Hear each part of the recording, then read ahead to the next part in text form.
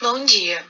Vamos dar início agora à apresentação do trabalho de conclusão de curso de Marcela Muniz Redigo e Maria Eduarda Ornelas Conde Rodrigues, que foi orientado pela professora Fabrícia Ferreira Suade. O tema escolhido foi Implantes Imediatos em Área Estética, uma revisão de literatura. A implantodontia surgiu com o objetivo de devolver a função mastigatória a pacientes dentados totais ou parciais com as próteses e implantes suportadas. Inicialmente, eram feitas duas cirurgias, uma que era a extração e outra que era a instalação do implante. E essa instalação era feita somente 2 ou 4 meses após a extração. E esses implantes eles iam ficar livres de cargas por um período de 3 a 6 meses. Porém, surgiu a necessidade de procedimentos que otimizassem o tempo, e isso fez com que Schulte e Henke, em 1976, e Schulte e colaboradores, em 1978, preconizassem uma técnica denominada implantes imediatos, que consistia na instalação do implante logo após a exodontia. Essa técnica, além de reduzir o tempo de tratamento, também previne a reabsorção do rebordo alveolar. A finalidade do nosso estudo é apresentar, através de uma revisão de literatura, o processo de um implante imediato na região anterior da maxila da mandíbula, que é a região estética, desde a extração, a osseointegração, até a confecção da prótese imediata parafusada. Implantes imediatos é a denominação feita para a instalação de implantes imediatamente após a extração do elemento dentário, ainda em alvéolos frescos. Dados durante a exodontia. Para podermos garantir o sucesso de um implante imediato, nós devemos preservar a maior quantidade de osso alveolar possível durante uma exodontia. E essa preservação ela está ligada diretamente a uma exodontia minimamente traumática. E para você obter um resultado estético otimizado, é necessário que haja a preservação da crista óssea, uma redução de perda óssea e a conservação da tábua óssea vestibular. Técnicas cirúrgicas atraumáticas. Com o intuito de realizar uma exodontia minimamente invasiva, é necessário seguir alguns pontos específicos, como, por exemplo, na realização de exodontia de dentes anteriores. É sugerido cirurgia sem retalhos, na qual ocorre manutenção da tábua óssea vestibular. Esse tipo de técnica, em que são evitadas incisões e descolamentos, está diretamente associada a um menor padrão de perda óssea. Aqui nessa imagem, nós podemos observar a preservação do leito, em que a técnica cirúrgica se faz minimamente traumática e proporciona ao paciente um pós-operatório com menor desconforto, dor, edema, diminuindo o trauma do tecido mole. Ainda com o intuito de reduzir o trauma da exodontia, nós utilizamos como instrumento de remoção do dente o periótomo. Aqui nessa imagem nós temos a demonstração do instrumento, onde ele atua fazendo a desinserção do ligamento periodontal. Podemos observar nessa segunda imagem que ele é colocado no espaço do ligamento e vai ser deslocado por toda a circunferência do dente, fazendo essa desinserção das fibras do ligamento. E depois prosseguimos a cirurgia com os instrumentos convencionais, como os fórceps, que são utilizados de maneira cuidadosa e delicada. Outro instrumento muito usado nessa técnica, após a desinserção das fibras do ligamento periodontal, é o extrator dentário, que são utilizados principalmente quando os implantes imediatos são planejados em substituição de dentes fraturados, abaixo da margem gengival, pois com a inserção do parafuso na raiz residual, consegue-se remover o resto radicular sem realização de retalhos e osteotomia. O kit de extratores dentários é um aparelho que possui diversas peças e promove uma única força no sentido vertical do dente, sendo desnecessária a etapa de luxação utilizada em extrações convencionais. No caso de restos radiculares, é necessário um preparo prévio com brocas no canal do dente, para poder abrir um espaço para a colocação do parafuso. E o parafuso ele vai ter ganchos que vão ser acoplados com o resto do aparelho. Já em casos de dentes que possuem coroa, não é necessário o uso de brocas e parafusos, pois os ganchos já estão acoplados diretamente no colo do dente. Além dessas alternativas, para a diminuição do trauma aos tecidos durante a exodontia, também podemos contar com a associação dos enxertos ósseos. Essa técnica é indicada no preenchimento do gap formado entre o implante e a parede óssea vestibular, quando colocados em alvéolos pós-extração. Em uma revisão de literatura, Shea e Buser afirmaram que os implantes imediatos com gaps menores de 2 milímetros e parede óssea vestibular intacta ocorre uma regeneração óssea espontânea, através do coágulo formado. Só que no caso de gaps maiores de 2 milímetros, a regeneração se torna duvidosa e, portanto, utilizaremos enxertos ósseos para prevenir a reabsorção horizontal. O enxerto no gap ajuda a manter o volume do tecido ósseo e mole da região e na manutenção do coágulo formado no processo inicial de cicatrização. O provisório colocado sobre o implante servirá como selante e proteção do coágulo e do enxerto ósseo no gap durante a fase de cicatrização. Bom, como já foi dito anteriormente, inicialmente a instalação dos implantes era feita em 2 etapas, a exodontia e a instalação do implante, mas posteriormente foi provado que a exodontia e a colocação do implante poderiam ser realizadas em apenas um procedimento. A proposta da instalação de implantes no interior do alvéolo imediatamente após a extração surgiu como uma forma de evitar a reabsorção ósseo-alveolar, e isso maximiza a quantidade de uso disponível para a osseointegração. Permite a instalação de implantes mais longos, de diâmetro maior, melhorando a relação coroa-implante. E como resultado disso, a superfície de contato osso-implante aumenta e a força causada pela carga oclusal diminui, o que ajuda a gente a atingir uma maior taxa de sucesso. Porém, há cuidados que a gente tem que tomar para garantir essa integração entre o osso e o implante. Pontos muito importantes a serem observados para garantir a osseointegração são o formato e o diâmetro do implante e a posição do implante em relação ao processo alveolar. Em estudos de implantes com carregamento imediato na região anterior da maxila, foram instalados implantes cônicos e eles apresentaram melhores resultados comparados aos cilíndricos. De acordo com Sacó e colaboradores, os implantes cônicos apresentam uma melhor estabilidade primária. E o que seria a estabilidade primária? É a resistência máxima ao movimento do implante no final da inserção. O diâmetro do implante também é de suma importância, ele deve ser cuidadosamente escolhido, de acordo com a espessura do rebordo e da exigência estética local. Isso vai proporcionar um bom perfil de emergência. Análises histológicas de Brasilei também demonstraram que a taxa de osseointegração pode ser adequada e eficaz quando o implante sobrepassa de 3 a 5 milímetros o ápice do processo alveolar. Algumas condições sistêmicas podem promover a alteração do processo biológico da osseointegração ou interferir na qualidade dos tecidos perimplantares, comprometendo a estabilidade dos implantes dentários. A diabetes mellitus é um tipo de fator sistêmico onde há complicações microvasculares, gerando atraso no processo de cicatrização tecidual. A diferenciação, proliferação e formação óssea são prejudicadas. Há maior susceptibilidade ao desenvolvimento da periodontite e perda precoce dos implantes. O tabagismo é outro tipo de fator, no qual a nicotina absorvida pela mucosa bucal pode interferir na qualidade dos tecidos periodontais e perimplantares, com redução da produção de colágeno e alterações vasculares, interferindo também nos mecanismos de defesa do organismo. A osteoporose é outro tipo de fator sistêmico, no qual é uma doença que afeta mais comumente ossos esponjosos, como a coluna vertebral e cabeça do fêmur, tendo risco aumentado de fratura, principalmente em pacientes do sexo feminino. No entanto, os ossos maxilares parecem não ser afetados na mesma proporção que os ossos longos, não reduzindo os índices de sucesso do tratamento.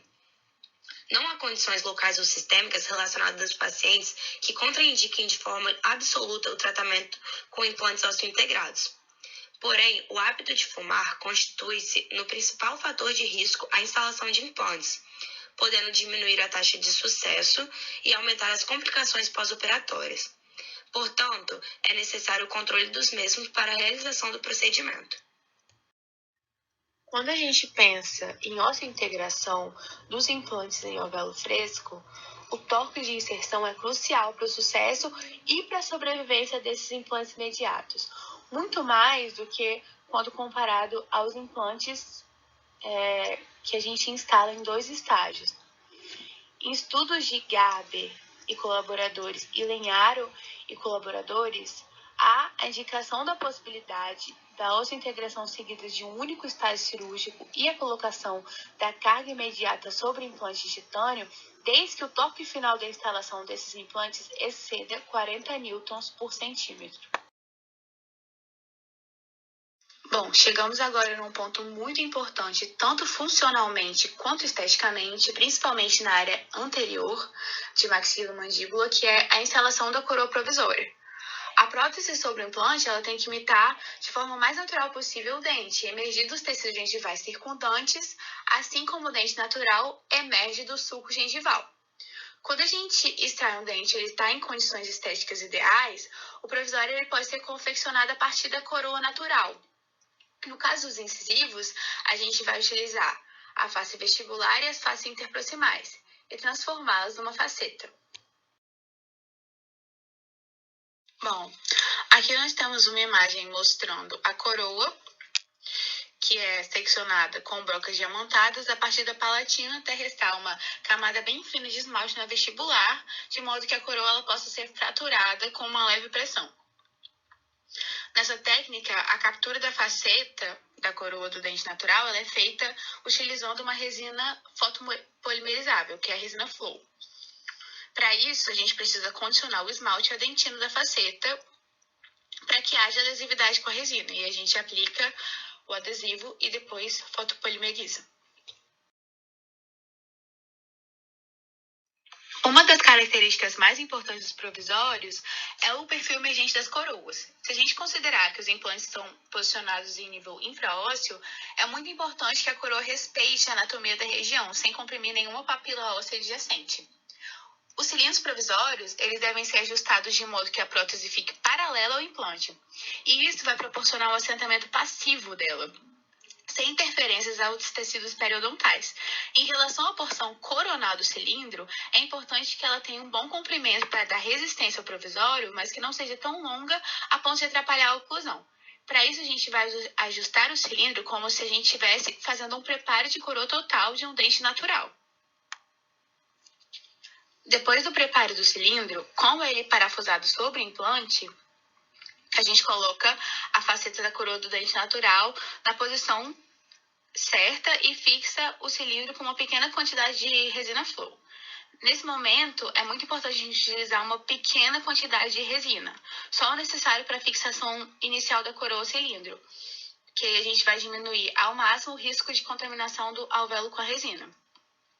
Depois, confecciona-se o perfil emergente da coroa provisória e a gente faz o acabamento e polimento. Depois do ajuste e do polimento da coroa, a gente vai prosseguir com a instalação. Nesse momento, é muito importante prestar bastante atenção aos tecidos gengivais e ósseos e a maneira como o provisório se adapta a eles. O ideal é que o provisório seja parafusado passivamente, sem que haja necessidade de pressão para que aconteça o assentamento total da coroa, o que causaria pressão excessiva sobre os tecidos periimplantares. E, além disso, a coroa ela deve promover uma sustentação da arquitetura gengival e o vedamento do alvéolo sem causar pressão ou isquemia desses tecidos. Nessa técnica, a gente não utiliza sutura, o provisório que atua como uma espécie de rolha, que tem função de manter o material de preenchimento do gap e guiar a cicatrização dos tecidos ósseos gengivais. Aqui nós temos uma radiografia periapical, que é indicada para avaliar o perfil emergente. E notem na foto ao lado a harmonia de cor depois da hidratação da coroa, porque nos visuais interiores ela parecia bem mais clara que os dentes adjacentes. E essa aí é a condição clínica após 2 meses de instalação do implante imediato com a carga imediata. Na apresentação da discussão, a gente vai abordar 3 fatores importantes, que são a saúde dos tecidos moles e duros, a questão da perda óssea quando é feita uma cirurgia com retalho e as condições para que haja uma boa adaptação do provisório em relação aos tecidos adjacentes. De acordo com Rosa e Vieira, para a gente garantir o sucesso da cirurgia e da integração dos implantes imediatos, a instalação é indicada quando os tecidos moles e duros estão livres de patologias e em condições de estabilizar os implantes. Há, porém, estudos como os de Blues e colaboradores em 2015 que indicam o uso do ultrassom para uma redução da carga bacteriana em sítios infectados o que vai auxiliar no processo da cicatrização e aumentar as taxas de sobrevivência de implantes imediatos, instalados inclusive em sítios com lesões crônicas. Mas apesar desses resultados aparentemente promissores, os autores e pesquisadores enfatizam que a relevância desse método precisa ser mais bem investigada em estudos clínicos e histológicos, com amostras maiores e enfatizando o processo de reparo ósseo ao redor desses implantes.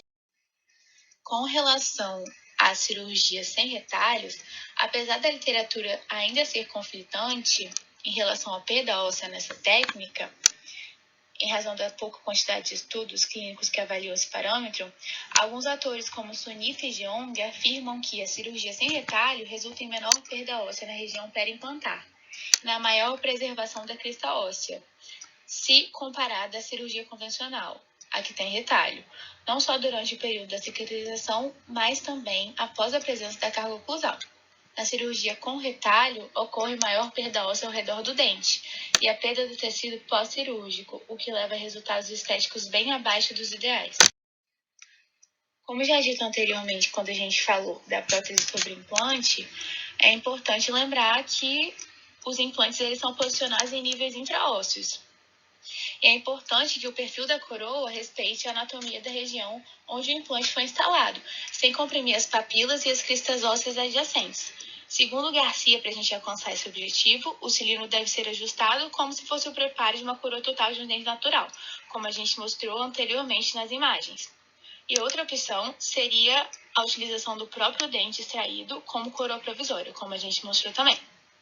Porém, ainda de acordo com Garcia, para que isso aconteça, há necessidade de que o dente extraído apresente condições anatômicas e estéticas ideais. Com o estudo da literatura sobre os implantes imediatos, a gente pode concluir que essa técnica é um procedimento bastante viável se a gente seguir os protocolos e cuidados clínicos e se houver a integridade da tábua óssea vestibular, do osso adjacente e dos tecidos moles. A técnica otimiza o tempo, eliminando a necessidade de uma segunda cirurgia, o que gera o maior bem-estar ao paciente, sendo considerado um procedimento eficaz e previsível e apresentando um alto índice de sucesso com critérios bem descritos na literatura. Bom, por fim, a gente queria deixar essa frase que a gente gosta muito para vocês, do Albert Einstein, que é: eu tentei 99 vezes e falhei, mas na 100ª tentativa eu consegui. Nunca desista dos seus objetivos, mesmo que esses pareçam impossíveis. A próxima tentativa pode ser a vitoriosa. Lembrando sempre que nessa caminhada nossa, em que a gente teve tanto apoio de vocês, nossos mestres, que a gente errou, acertou muito, mas a gente nunca desistiu e por isso a gente chegou até aqui. E por isso a gente agradece a vocês. Muito obrigada.